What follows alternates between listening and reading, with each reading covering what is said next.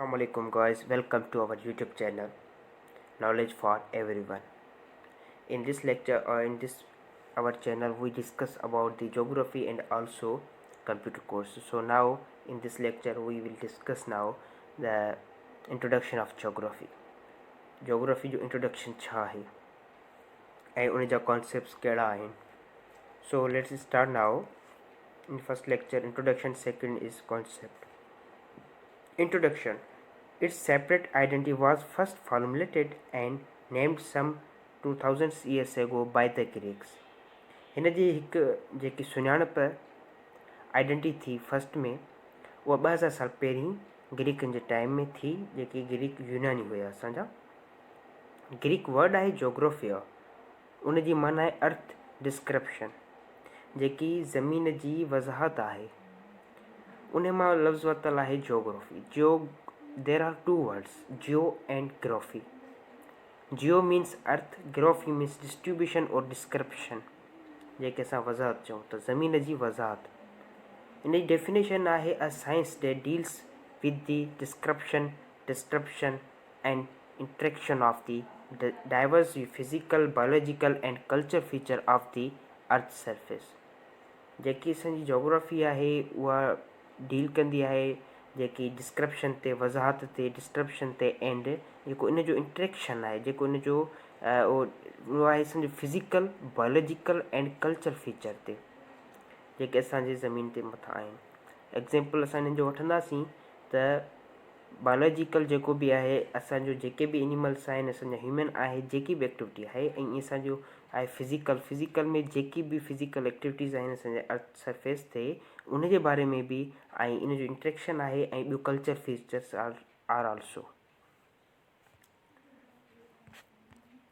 So now we come on the concept.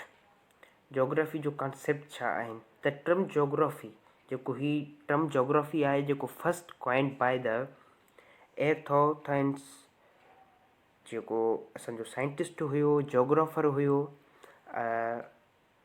उन ॾिनो. ऐं geography address 3 question, geography 3 question खे एड्रेस करे थी. Number 1 what, number 2 where, number 3 why. Number 1 खे डिस्कस कंदासीं. What are the features, phenomena and process as found on the surface on earth. छा features आहिनि, फिनोमिना उन जी जेकी आहे, उन जो प्रोसेस जेको थिए थो, जेको असांजे अर्थ सरफेस ते, उन बारे में डिस्कस कंदासीं छा. ऐं number 2 where, the distributional and location aspect of the natural and cultural phenomena. जेकी डिस्ट्रीब्यूशनल आहे, लोकेशन आहे, एस्पेक्ट्स आहिनि, ऐं नेचुरल ऐं कल्चर जेकी बि कुदरती ऐं हथरादू कल्चर जेकी फिनोमिना आहे, उन जे बारे में. Number 3 why, provide a causal relationship between the feature, process and phenomena. ही जेको नंबर 3 आहे, प्रोवाइड द कॉज़ल रिलेशनशिप जेको बि आहे बिटवीन द फीचर्स, जेके फीचर्स आहिनि, ऐं प्रोसेस, ऐं जेकी नेचुरली ऐं फिनोमिना आहे, जा असांजी कल्चरल फिनोमिना आहे, उन जे बारे में. Geography identifies the concept of place, space, environment, interaction, sustainability, scale and change. Geography जेकी असांजी आइडेंटिफाइज़ कंदी कॉन्सेप्ट जॻहियुनि जा, स्पेस जा, इन्वायरमेंट जा, ऐं असांजी सस्टेनेबिलिटी जेकी आहे, जेके असां पाइदारगी चई सघूं था, स्केल एंड चेंज, जेके बि उन में changing scale. Geography deals with the association of the phenomena that gives the character of particular place and with the likeness and different among places.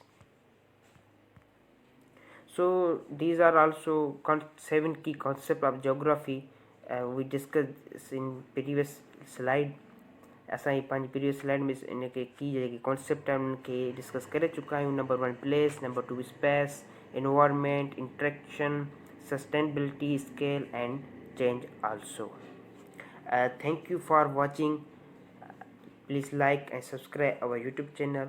इंशाल्लाह असां नई वीडियो सां वरी जल्द तव्हांजी ख़िदमत में हाज़िर थींदासीं.